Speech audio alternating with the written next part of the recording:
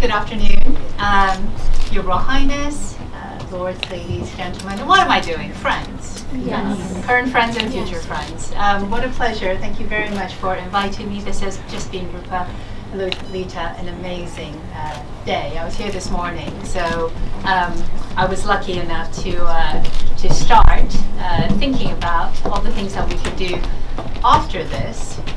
Just as Baroness Irma reminded us, it's about the follow-up. So I'm absolutely delighted to be here, and I've been asked just to speak to you for a few minutes on the opportunities and the challenges for the Commonwealth. So I've already said I feel very privileged to be here, and I feel extra privileged because those of you in the morning will have heard that I am the Executive Chair of the World Commonwealth Society, but my day job is that I'm an economics professor at Oxford University. And inviting an economist to speak after you've had a delicious lunch, when economics has been defined as the science of telling you things you've known your whole life in a language you can't understand. So, having set the bar low, let me just say, I'm going to Samoa to attend CHOGM, the Commonwealth Heads of Government meeting, on behalf of the World Commonwealth Society. Let me just say a word about the World Commonwealth Society.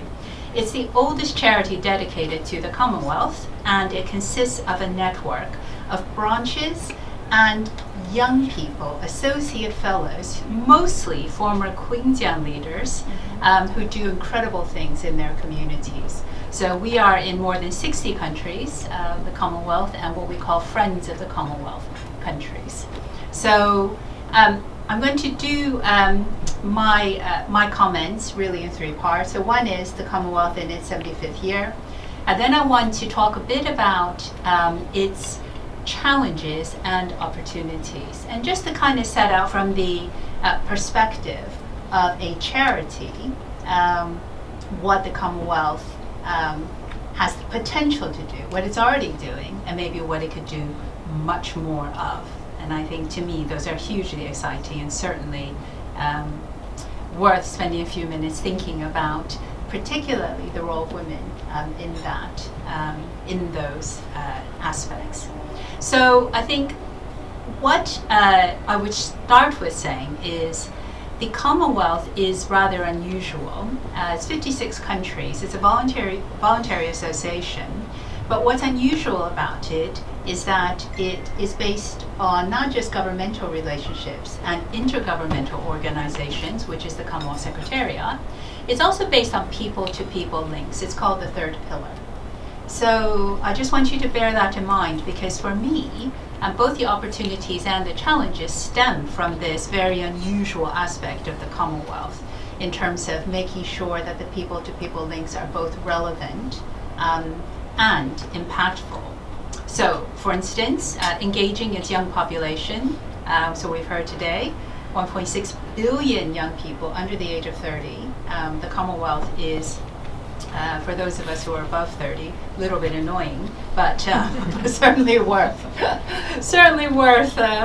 mentioning. Young people, engaging them in projects that impact their lives in concrete ways. So, for instance, engaging them to achieve UN SDG, Sustainable Development Goal 5 on gender equality, is a concrete way of making an impact. And I think in particular, young people need purpose, and they need to see that what they're doing, what you are doing with them, will make a concrete difference.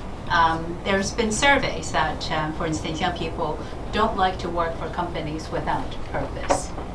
The salary matters too. But I think this is particularly important as we think about this next generation. But unfortunately, gender equality, according to the UN Secretary General, is growing more distant. On the current track, UN Women puts it at 300 years away. So where there is a challenge, there's an opportunity. So those of you this morning heard me describe an executive I work with. When something goes wrong, and he's missed a massive target on one of my corporate boards, his answer is always, yeah, so you've described that as a challenge.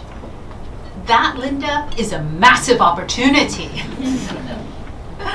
So we need global cooperation, and I want to give you just a few thoughts on the Commonwealth of 75 and a concrete example of how we might do that. So the very first thing, I've already said, the Commonwealth is rather unusual.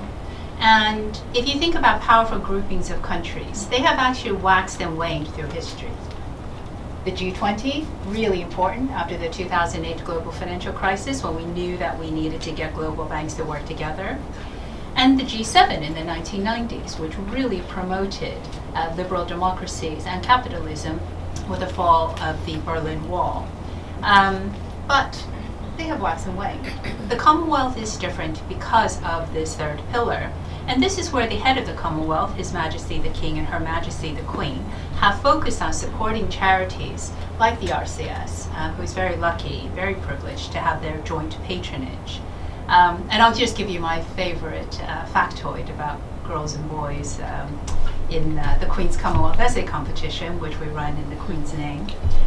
It was a surprise this year that a boy won, because every year is normally a clean sweep by girls. And we judge this using writers and authors and playwrights. It's completely anonymous.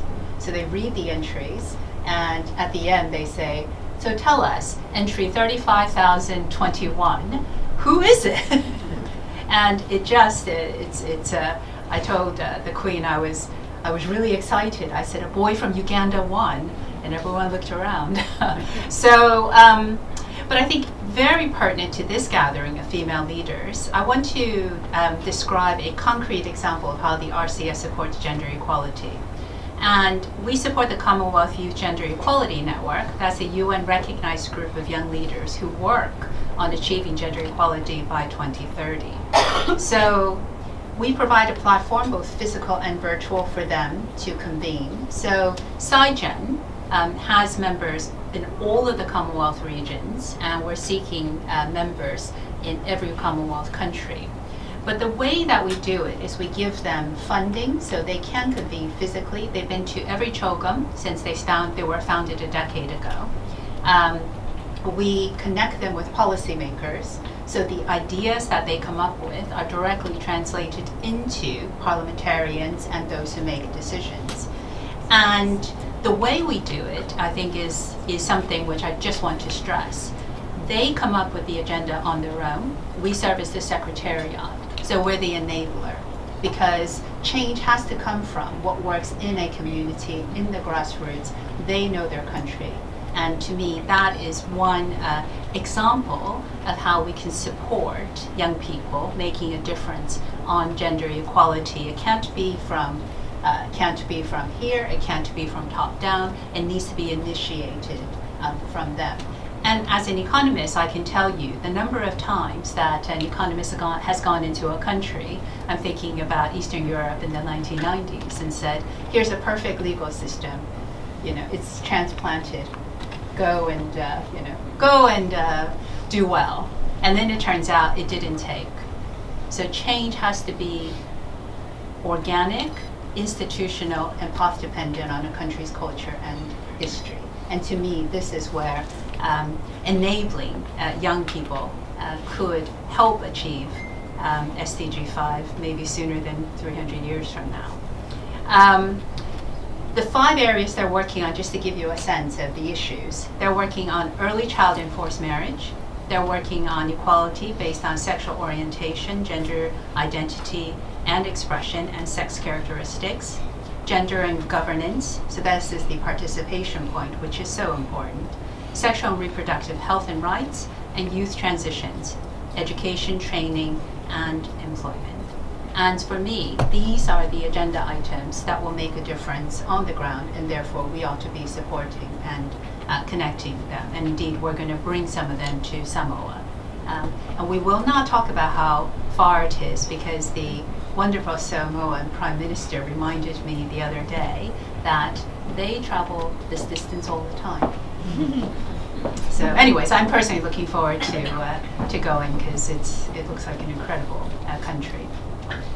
So the world, I mentioned gender equality, but the world is facing a number of challenges, and these challenges require the role of women to play this enabling role. I should have said at the start, obviously, I'm the chair. The top executive of the World Commonwealth Society is a woman, and half my council are women. And to me, it's about mainstreaming gender. So it's about women should just be part of governance. They should be equal. I asked actually, when you go to CHOGM, it's a fascinating gathering. You never know who you're going to meet. So the Canadian Prime Minister walked up to our table at lunch, and I said I really enjoyed what he said about when he got challenged for why he had a cabinet that was 50-50 men and women. And he said his answer was, because it's 2016. So I want to mention another campaign. We talked briefly about the environment this morning. So when we mainstream gender, it just means that we should expect to play an equal role in all of the issues that affect the Commonwealth and affect our world. So I'm going to use this as an example. Again, reiterating what I think of as effective change, which is led from the ground up.